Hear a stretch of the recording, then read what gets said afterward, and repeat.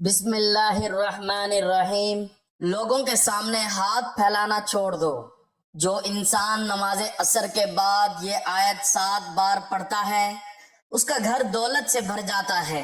محترم ناظرین، انسان کی زندگی میں سب سے تکلیف دہ لمحہ وہ ہوتا ہے جب وہ مجبوری کے عالم میں لوگوں کے سامنے ہاتھ پھیلانے پر مجبور ہو جائے۔ عزت نفس، خودداری اور وقار جو اللہ تعالیٰ نے انسان کو عطا کیا ہے وہ آہستہ آہستہ ٹوٹنے لگتا ہے۔ ایسے میں دل سے ایک ہی صدا نکلتی ہے، یا اللہ مجھے لوگوں کا محتاج نہ بنا، مجھے صرف اپنا محتاج بنا دے۔ یہی وہ مقام ہے جہاں ایمان، یقین اور اللہ کے کلام کی طاقت انسان کی زندگی کا رخ بدل دیتی ہے۔ ہمارا دین ہمیں یہ سکھاتا ہے کہ رزق کا دروازہ کسی انسان کے ہاتھ میں نہیں بلکہ صرف اور صرف اللہ رب العزت کے اختیار میں ہے۔ جو ذات پرندوں کو فضا میں رزق دیتی ہے، مچھلیوں کو سمندر کی گہرائی میں پالتی ہے اور چیونٹی کو اندھیری رات میں بھی دانہ پہنچاتی ہے، وہی ذات انسان کے لیے بھی رزق کے اسباب پیدا فرماتی ہے۔ مگر مسئلہ یہ ہے کہ ہم اسباب پر تو یقین رکھتے ہیں، مسبب الاسباب پر ہمارا یقین کمزور ہو جاتا ہے۔ آج کے دور میں بے شمار لوگ مالی پریشانی، قرض، تنگ دستی اور رزق کی کمی کا شکار ہیں۔ دن رات محنت کے باوجود برکت نہیں آتی، آمدنی آتی ہے مگر ٹھہرتی نہیں، گھر میں سکون نہیں اور دل ہر وقت ایک انجانی بے چینی میں مبتلا رہتا ہے۔ ایسے حالات میں بعض لوگ ناجائز راستوں کی طرف مائل ہو جاتے ہیں۔ کچھ لوگ لوگوں کے سامنے ہاتھ پھیلاتے ہیں اور کچھ مایوسی کے اندھیروں میں گم ہو جاتے ہیں۔ لیکن قرآن ہمیں مایوسی نہیں، امید سکھاتا ہے۔ قرآن ہمیں در در کی ٹھوکریں کھانے کے بجائے اللہ کے در پر جھکنا سکھاتا ہے۔ یہی وجہ ہے کہ نماز عصر کے بعد پڑھی جانے والی ایک خاص آیت کی فضیلت بیان کی جاتی ہے، جس کے بارے میں کہا جاتا ہے کہ جو شخص اسے 7 مرتبہ یقین کامل کے ساتھ پڑھتا ہے، اللہ تعالیٰ اس کے گھر کو دولت، برکت اور آسانی سے بھر دیتا ہے اور اسے لوگوں کے سامنے ہاتھ پھیلانے سے بے نیاز کر دیتا ہے۔ یہ کوئی جادو نہیں، کوئی ٹوٹکا نہیں، بلکہ اللہ کے کلام پر یقین کا عملی مظاہرہ ہے۔ نماز عصر کا وقت خود اپنی ایک خاص روحانی تاثیر رکھتا ہے۔ یہ وہ وقت ہے جب دن ڈھلنے لگتا ہے، مصروفیات کم ہوتی ہیں اور انسان کا دل نسبتاً سکون کی طرف آتا ہے۔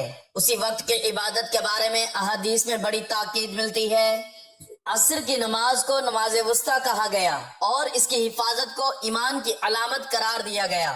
جب ایک مومن عصر کی نماز ادا کر کے اللہ کے حضور بیٹھتا ہے اور اس کے بعد قرآن کی ایک آیت کو 7 بار دل کی گہرائی سے پڑھتا ہے تو وہ دراصل اپنے رب سے یہ اعلان کر رہا ہوتا ہے کہ یا اللہ، میں نے دنیا کے دروازے بند کر دیے، اب صرف تیرے دروازے پر آیا ہوں۔ یہ ویڈیو ان تمام لوگوں کے لیے ہے جو تھک چکے ہیں، جو قرض کے بوجھ تلے دبے ہوئے ہیں، جو حلال کماتے ہیں مگر برکت نہیں دیکھتے، جو ہر ماہ حساب لگاتے ہیں مگر آخر میں صفر ہی نکلتا ہے، اور جو دل ہی دل میں یہ دعا کرتے ہیں کہ کاش کوئی ایسا راستہ ہو جو ہمیں عزت کے ساتھ جینے کا سلیقہ سکھا دے۔ یہاں ہم نہ تو کسی غیر شرعی بات کی دعوت دے رہے ہیں، نہ ہی کسی مبالغہ آرائی کا سہارا لے رہے ہیں، بلکہ ہم آپ کو قرآن، نماز اور یقین کے اس تعلق کی طرف بلاتے ہیں جو صدیوں سے اہل ایمان کا سہارا رہا ہے۔ یہ وہ راستہ ہے جس پر چل کر حضرت ابراہیم علیہ السلام کو آگ ٹھنڈی محسوس ہوئی، حضرت موسیٰ علیہ السلام کے لیے سمندر راستہ بن گیا اور ہمارے نبی صلی اللہ علیہ وآلہ وسلم کے لیے غار ثور میں مدد نازل ہوئی۔ لوگوں کے سامنے ہاتھ پھیلانا چھوڑ دینا صرف ایک ظاہری عمل نہیں بلکہ یہ ایک روحانی انقلاب ہے۔ یہ تب ممکن ہوتا ہے جب انسان کا دل اس یقین سے بھر جائے کہ میرا رزق کسی انسان کے پاس نہیں بلکہ اللہ کے خزانے لامحدود ہیں۔ جب یہ یقین پیدا ہو جاتا ہے تو پھر ایک آیت، ایک دعا، ایک سجدہ انسان کی زندگی بدل دیتا ہے۔ اس یوٹیوب چینل کا مقصد بھی یہی ہے کہ ہم آپ کو شور، مایوسی اور دنیاوی فریب سے نکال کر قرآن کے سائے میں لے آئیں۔ ہم چاہتے ہیں کہ آپ کا تعلق اللہ کے کلام سے جڑے، آپ کی امیدیں مضبوط ہوں، آپ کا دل مطمئن ہو اور آپ کی زندگی میں وہ برکت آئے جو صرف اللہ کے ذکر سے آتی ہے۔ یہ چینل ان لوگوں کے لیے ہے جو وقتی حل نہیں بلکہ پائیدار سکون چاہتے ہیں، جو چاہتے ہیں کہ ان کا گھر دولت سے بھرے مگر حرام سے نہیں، دعا سے، جو چاہتے ہیں کہ ان کی عزت محفوظ رہے اور ان کا ہاتھ صرف اللہ کے سامنے اٹھے۔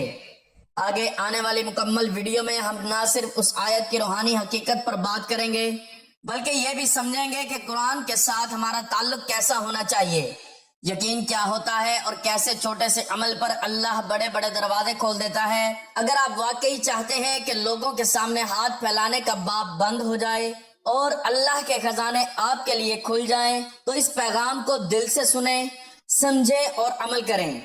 یاد رکھیں، جب بندہ اللہ کے سامنے جھک جاتا ہے تو دنیا خود اس کے قدموں میں آ جاتی ہے۔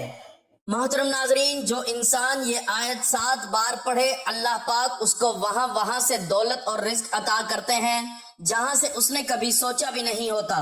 میری وہ بہن اور بھائی جس کے گھروں میں بہت زیادہ تنگ دستی ہے، گھر کے مالی حالات خراب ہیں، گھر میں رزق میں تنگی آ چکی ہے، گھر میں کہیں سے پیسہ نہیں آ رہا، جن کے ہاتھوں میں پیسہ نہیں ٹکتا ہے، جیب پیسوں سے خالی ہے، اور جن کو بڑے سے بڑا پیسوں کا مسئلہ درپیش ہے اور وہ کہیں سے مدد مانگ رہے ہیں لیکن کہیں سے ان کا مسئلہ حل نہیں ہو رہا، تو وہ یہ وظیفہ کر لیں، انشاءاللہ ان کے تمام مسئلے حل ہو جائیں گے۔ ناظرین محترم، اللہ تعالیٰ نے انسان کو دنیا میں آزمائش کے لیے بھیجا ہے اور ان آزمائشوں میں سے ایک آزمائش مال و دولت کی کمی اور غربت ہے، لیکن اسلام نے نہ صرف اس مسئلے کی حقیقت کو بیان کیا ہے بلکہ اس سے بچنے اور نجات پانے کے لیے بھی واضح اور مؤثر رہنمائی فراہم کی ہے۔ قرآن مجید اور احادیث نبویہ میں محتاجی سے بچنے کے کئی روحانی، عملی اور اخلاقی طریقے بیان کیے گئے ہیں جن پر عمل کر کے انسان دنیا میں بھی عزت کے ساتھ زندگی گزار سکتا ہے اور آخرت میں سرخرو ہو سکتا ہے۔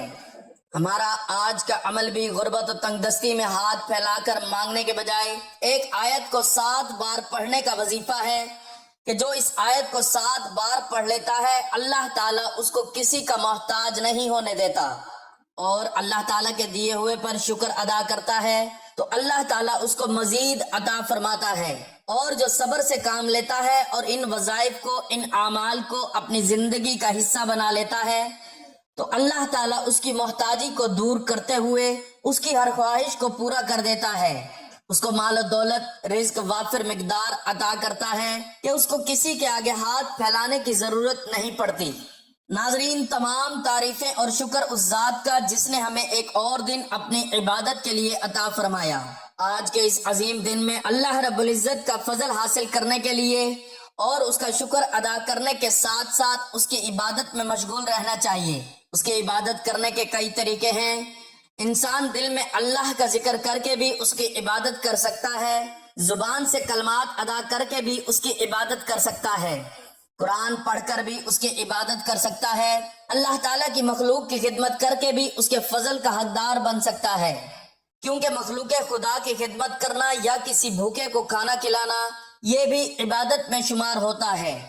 تو اللہ تعالیٰ کی مخلوق کی خدمت، اس کے ذکر و اذکار، اس کے نام کی تسبیح کر کے اللہ تعالیٰ کا قرب حاصل کیا جائے تو ہمارا آج کا وظیفہ ایسے ہی ایک آیت کو نماز عصر کے بعد 7 بار پڑھنے کا عمل ہے جس کا ورد کر کے اس کا فضل اور اس کا قرب حاصل کرنے کا بہت ہی بہترین وظیفہ ہے۔ اس آیت کو بتائی گئی ترتیب اور طریقے کے مطابق پڑھنے سے انسان کی تمام مالی تنگ دستی، رزق کے حوالے سے پریشانیاں، تمام مصیبتیں، غربت، دکھ، درد سب دور ہو جاتا ہے۔ ناظرین، انسان پر جو مصیبت آتی ہے، چاہے بیماری کی صورت میں ہو یا غربت کی شکل میں ہو، چاہے کاروباری پریشانی ہو یا خاندانی لڑائی، بڑوں کا دکھ اور صدمہ ہو، کسی قسم کی مصیبت اس کے گناہوں کی وجہ سے آتی ہے۔ اس لیے فوراً سچی توبہ کرتے ہوئے اللہ تعالیٰ سے ہمیں معافی مانگنی چاہیے، کیونکہ اللہ تعالیٰ توبہ کرنے والوں سے محبت کرتا ہے اور توبہ کرنے والے کی پریشانی دور ہوتی ہے اور مصیبتوں کا ازالہ کر کے اسے حل کر دیتا ہے۔ ناظرین، انسان میں گناہوں اور غلطیوں کی جانب رغبت کا میلان موجود ہے۔ انسان کو نفس گناہوں میں مبتلا کرنے کی کوشش کرتا رہتا ہے، جس میں سلیم الفطر انسان کسی گناہ یا غلط کام کا ارتکاب کرتا ہے تو وہ یہ جان رہا ہوتا ہے کہ وہ غلط کام یا ظلم و زیادتی کر رہا ہے، وہ رسول اللہ صلی اللہ علیہ وآلہ وسلم کے طریقے کی مخالفت کر رہا ہے اور اللہ کے فرامین سے بغاوت کر کے اس کے قہر و غضب کو دعوت دے رہا ہے، یوں اپنی دنیا آخرت دونوں کو تباہ و برباد کرتا ہے۔ لیکن اس کے ساتھ شیاطین کے وار، خواہشات کا غلبہ، گناہوں کی عارضی لذت، دنیا کی چکا چوند، جھوٹی اور کھوکھلی عزت کا نشہ اس کو گناہ کے ارتکاب کی طرف لے جاتا ہے۔ گناہ کے ارتکاب کے وقت جب کبھی اس کا ضمیر گناہوں کو چھوڑنے کا کہتا ہے تو وہ یہ کہہ کر ضمیر کو خاموش کروا دیتا ہے کہ ابھی تو بڑی عمر پڑی ہے، میں عنقریب توبہ کر لوں گا، اور اسی طرح امیدوں اور خیالات سے دل کو بہلاوے میں رکھتا ہے اور گناہوں کی گہری دلدل میں دھنستا چلا جاتا ہے۔ در حقیقت گناہ انسان کے حق میں نہایت خطرناک ہے، اس سے دنیا اور آخرت دونوں برباد ہو جاتے ہیں اور گناہ کا اثر جسم میں زہر کی طرح سراحت کر جاتا ہے۔ ناظرین، حضرت آدم علیہ السلام کو جنت سے نکالے جانے اور ابلیس کے ملعون ہونے کی وجہ بھی یہی گناہ کی نحوستیں تھیں۔ قوم نوح اور عاد و سمود کو بھی گناہوں کی وجہ سے عذاب سے دوچار کیا گیا۔ گناہوں کے بے شمار برے نقصانات ہیں جو انسان کے ذہنی، جسمانی اور روحانی کردار پر بھی زائل ہوتے ہیں، اور اس میں بہت بڑا نقصان یہ ہے کہ گناہوں کے ارتکاب کی وجہ سے انسان نور الہی اور علم و عقل سے محروم ہو جاتا ہے۔ امام شافعی رحمت اللہ علیہ فرماتے ہیں کہ میں نے اپنے استاد سے کمزور حافظے کی شکایت کی تو انہوں نے مجھے ترک گناہ کی نصیحت فرمائی، اور آپ نے یہ بتایا کہ اللہ ایک نور ہے اور اللہ کا نور گنہگاروں کو نہیں دیا جاتا۔ ناظرین، گناہ کا ایک اثر یہ بھی ہوتا ہے کہ انسان کی روزی اور رزق میں تنگی آ جاتی ہے۔ یاد رکھیے کہ حصول رزق اور فراخی معاش کے لیے گناہ سے بہتر کوئی چیز نہیں۔ اللہ تعالیٰ فرماتے ہیں کہ جو شخص اللہ سے ڈرتا ہے اور گناہوں سے باز آ جاتا ہے، اللہ اس کے لیے مشکلات سے بھی نکلنے کا راستہ پیدا کر دیتا ہے اور اسے ایسے رزق دے گا جہاں سے اس کا گمان بھی نہیں جاتا۔ انسان کے دل میں اللہ کی عظمت کم ہو جاتی ہے تبھی تو انسان گناہ کرتا ہے۔ گناہ کرنے میں کوئی آر محسوس نہ کرے تو دل پر دھبا پڑ جاتا ہے اور مہر لگ جاتی ہے۔ جب انسان اللہ کو بھول جاتا ہے تو اللہ انہیں برباد کر دیتا ہے، ذلت اور رسوائی ان کا مقدر ہو جاتی ہے۔ ناظرین، اللہ بڑا بے نیاز ہے جبکہ بندہ ہر لمحہ اس کا محتاج ہے، پھر وہ اللہ کے ذکر سے کیسے غافل رہ سکتا ہے؟ اور اگر غافل رہتا ہے تو یقین کریں اپنی جان پر خود ظلم کرتا ہے، کیونکہ اللہ تو اپنے بندے پر کبھی ظلم نہیں کرتا بلکہ لوگ اپنی جانوں پر خود ظلم کرتے ہیں۔ اس کا حال ایسا ہوتا ہے جیسے اس کے تلوار تو موجود ہو مگر زنگ آلود ہو۔ گناہوں سے دل زنگ آلود اور مفلوج ہو جاتا ہے۔ نفس امارہ برائی کا حکم دیتا ہے، وہ خواہشات اور گناہوں سے کبھی دلیر اور درندہ صفت بن جاتا ہے جبکہ نفس مر جاتا ہے۔ ایسا شخص دنیا میں بھی اور برزخ میں بھی مر چکا اور آخرت میں بھی اس کے لیے کوئی چیز نہیں۔ اگر وہ اللہ کو یاد کرتا ہے تو دل ساتھ نہیں دیتا، زبان ذکر کرتی ہے تو دل غافل ہو جاتا ہے۔ ہر آدمی جانتا ہے کہ اچھے یا برے عمل کا رد عمل بھی ضرور ہوتا ہے۔ دنیا میں پیش آنے والے حالات پر سب سے زیادہ اثر انداز ہونے والی چیز انسان کے اچھے یا برے اعمال ہی ہیں، جن کا براہ راست تعلق اللہ تعالیٰ کی خوشنودی اور ناراضگی سے ہے۔ کسی واقعے اور حادثے کے طبی اسباب جنہیں ہم دیکھتے، سنتے اور محسوس کرتے ہیں، وہ کسی اچھے یا برے واقعے کے لیے محض ظاہری سبب کے درجے میں ہے۔ سادہ لوگ حادثات و آفات کو صرف طبی اور ظاہری اسباب سے جوڑتے ہیں اور پھر اسی اعتبار سے ان کو حوادث سے بچاؤ کی تدابیر کرتے ہیں۔ اسلام کی روشنی میں بحیثیت مسلمان ہمیں یہ اعتقاد رکھنا ضروری ہے کہ یہ سب کچھ اللہ تعالیٰ کے حکم اور امر سے ہوتا ہے، جس کا عقل اور حواس خمسہ کے ذریعے ادراک کرنے سے ہم قاصر ہیں۔ وحی الہی اور انبیاء علیہ السلام کے ذریعے اللہ تعالیٰ نے جزا و سزا کا جو نظام سمجھایا ہے وہ ہمیں غیبی نظام کے بارے میں آگاہ کرتا ہے۔ وہ یہ کہ کسی بھی واقعے اور حادثے کا اصل اور حقیقی سبب اللہ تعالیٰ کی رضامندی یا ناراضگی ہے۔ اللہ تعالیٰ نے حالات کو اچھے یا برے انسانی اعمال سے جوڑا اور وابستہ فرمایا ہے، چنانچہ نیک اور برے اعمال کی نوعیت کے اعتبار سے احوال مرتب ہوتے ہیں۔ صحت و مرض، نفع و نقصان، کامیابی اور ناکامی، خوشی اور غمی، بارش اور خشک سالی، مہنگائی، امراض، زلزلہ، طوفان، سیلاب وغیرہ۔ ناظرین، یہ سب ہماری بدعمالی کا ہی نتیجہ ہوتے ہیں۔ ان سب احوال کے ظاہری اسباب کچھ بھی ہوں مگر حقیقی اسباب ہمارے نیک اور بد اعمال ہوتے ہیں۔ ناظرین، اسی طرح کے خوفناک واقعات انفرادی ہوں یا اجتماعی، دراصل اللہ تعالیٰ کی طرف سے الارم اور طبی ہوتے ہیں تاکہ انسان اپنے اعمال کا محاسبہ کرے اور کوئی اس کی غفلت دل کو جنبش دینے میں کامیاب ہو جائے۔ جب میں کہتا ہوں کہ اللہ تعالیٰ میرا حال دیکھ اور حکم ہوتا ہے اپنا نامہ اعمال دیکھ، دنیا میں پیش اچھے یا برے واقعات سے حاصل ہونے والا انسانی تجربہ بھی اسی پر شاہد ہے کہ ہمارے سارے لوگ اور قوموں پر اللہ تعالیٰ کی نافرمانی کی وجہ سے دنیا میں ہی مختلف قسم کے عذاب آئے۔ مثلاً کوئی مسخ کیا گیا، کوئی زمین میں دھسایا گیا، کوئی دریا میں غرق کیا گیا، کوئی طوفان کی نظر ہوا، اور ان تباہ شدہ عوام کی بستیوں کے کھنڈرات آج بھی اس حقیقت پر مبنی ہیں۔ اللہ تعالیٰ نے قرآن مجید اور حضور علیہ الصلوۃ والسلام نے احادیث مبارکہ میں اعمال کی حسب نوعیت اس بات کو جیسی کرنی ویسی بھرنی کے مختلف پہلو اور طریقوں سے بیان فرمایا ہے۔ امت کو بد اعمالیوں کے برے نتائج سے آگاہ فرما کر اصلاح کا حکم دیا۔ چنانچہ کچھ غلطیاں ہوتی ہیں جو رزق کم کرنے کا باعث بنتی ہیں اور ان مشکلات کا شکار رہتے ہیں، تو آج ہم آپ کو ایسی چیزوں کے بارے میں بتانے والے ہیں کہ وہ کون سی عام غلطیاں ہیں جو ہمارے رزق میں مشکلات پیدا کرتی ہیں اور اللہ تعالی ہمارا رزق تنگ کر دیتا ہے۔ آپ کو حدیث مبارکہ کی روشنی میں بتائیں گے کہ کس وجہ سے اللہ تعالیٰ انسان کا رزق کم کر دیتا ہے۔ اس کے بعد کچھ کام ضروری کرنے ہوں گے جو آپ کے لیے آسانیاں پیدا کریں گے۔ جتنے چاہیں کر سکتے ہیں۔ اللہ تعالیٰ کا نام لیں، اللہ تعالیٰ سے مانگتے رہیں تو بے شمار نعمت اللہ پاک آپ کو عطا فرما دے گا۔ سب سے پہلا عمل یہ کہ جوتے پہن کر یا کھڑے ہو کر یا ننگے سر کھانا کھانا رزق میں کمی کا باعث بنتا ہے۔ ناظرین، بہت سے لوگ جوتے پہن کر کھانا کھا رہے ہوتے ہیں یا جلدی جلدی میں کھڑے ہو کر کھانا کھا رہے ہوتے ہیں۔ ہم بہت سی ایسی خواتین کو بھی دیکھتے ہیں جو ننگے سر بھی کھانا کھا رہی ہوتی ہیں۔ مثلاً ہمارے گھروں کی عورتیں بھی ننگے سر کھانا کھا رہی ہوتی ہیں اور کھانا دے بھی رہی ہوتی ہیں، جس کی وجہ سے ہمارے گھروں کا رزق تنگ کر دیا جاتا ہے۔ ناظرین، دوسری وجہ یہ ہے کہ بیت الخلاء میں ننگے سر جانا بھی ہمارے رزق میں کمی کا باعث بنتا ہے۔ عام طور پر دیکھا جاتا ہے کہ جب خواتین بیت الخلاء جاتی ہیں تو ان کا سر ننگا ہوتا ہے۔ یہی ننگا سر ان کے رزق میں تنگی کا سبب بنتا ہے۔ اس بات سے خواتین کو گریز کرنا چاہیے کیونکہ اس سے رزق میں تنگی پیدا ہو جاتی ہے۔ ایک زمانہ تھا جب مہمانوں کو رحمت سمجھا جاتا تھا، مگر آج کل کے دور میں مہمانوں کو زحمت سمجھا جاتا ہے۔ یہ عادت، یہ سوچ بھی، خصلت بھی گھروں میں، معاشرے میں رزق کی تنگی کا باعث بن رہی ہے، بلکہ بن چکی ہے۔ تو ہمیں چاہیے کہ مہمان کو رحمت سمجھے کیونکہ مہمان اللہ پاک کی طرف سے رحمت لے کر آتا ہے۔ ناظرین، یہ کچھ ضروری باتیں تھیں جو میں نے آپ سے عرض کی ہیں، آپ انہیں سمجھیں اور ان پر عمل کریں۔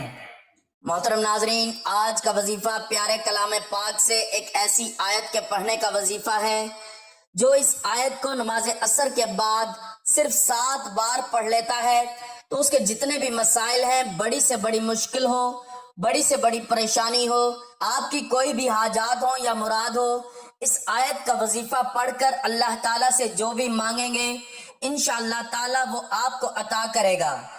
آپ کو کسی سے مانگنے کی ضرورت نہیں پڑے گی، آپ کو کسی کے آگے ہاتھ نہیں پھیلانے پڑیں گے۔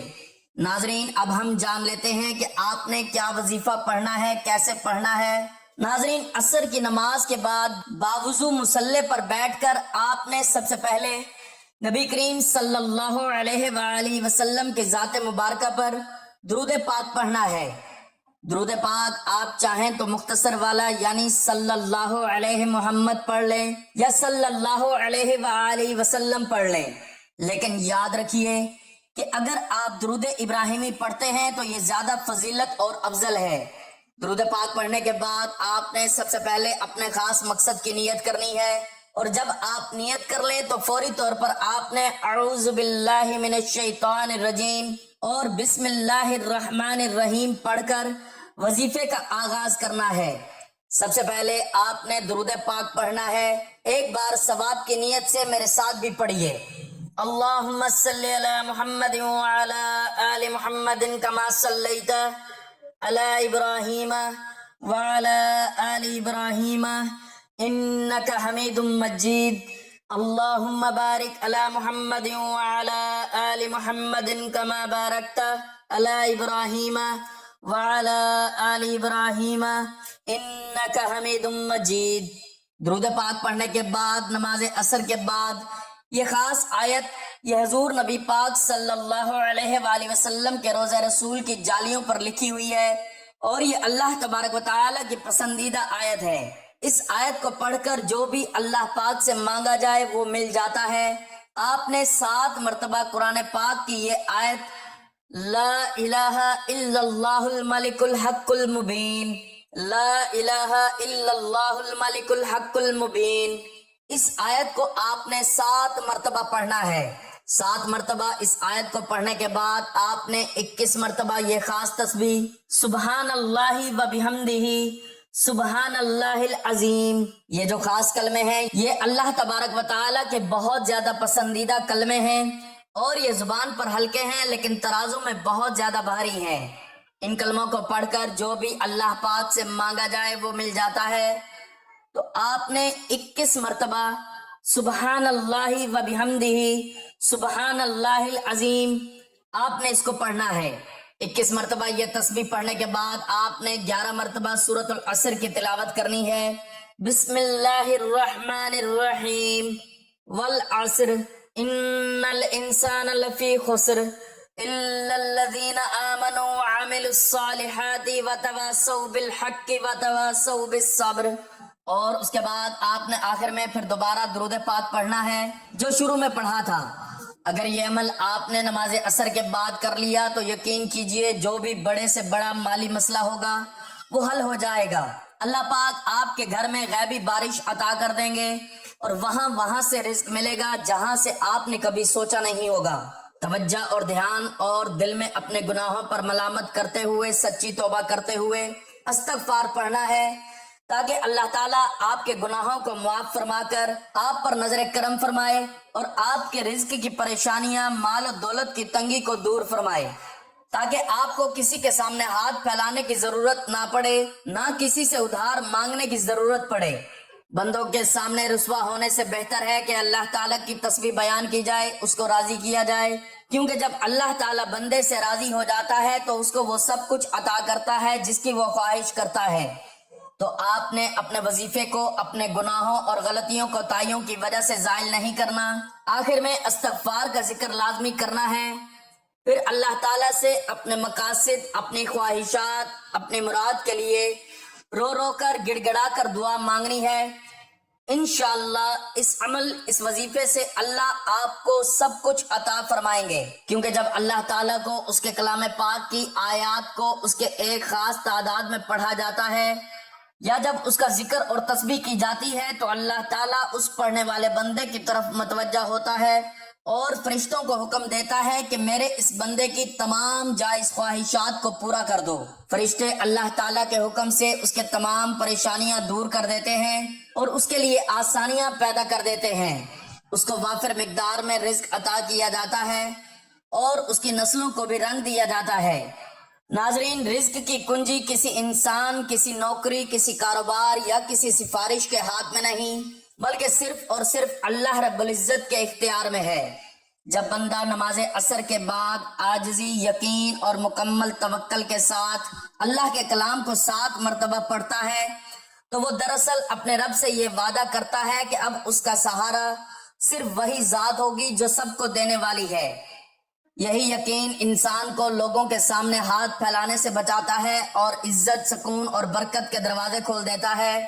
اگر ہم واقعی چاہتے ہیں کہ ہمارے گھروں میں تنگی کے بجائے آسانی آئے، محتاجی کے بجائے خودداری ہو اور بے برکتی کے بجائے خیر ہی خیر ہو، تو ہمیں قرآن کے ساتھ اپنا تعلق مضبوط کرنا ہوگا۔ اللہ کے در پر جھک جائیں، دل سے مانگیں، مستقل مزاجی اختیار کریں، پھر دیکھیں کیسے وہ ذات اپنے خزانوں سے نوازتی ہے، کیونکہ جس گھر میں اللہ کا ذکر بس جاتا ہے وہاں کبھی فکر نہیں ٹھہرتا، اور جس دل میں اللہ پر یقین جاگ جائے اسے دنیا کی کسی دہلیز پر جھکنے کی ضرورت نہیں رہتی۔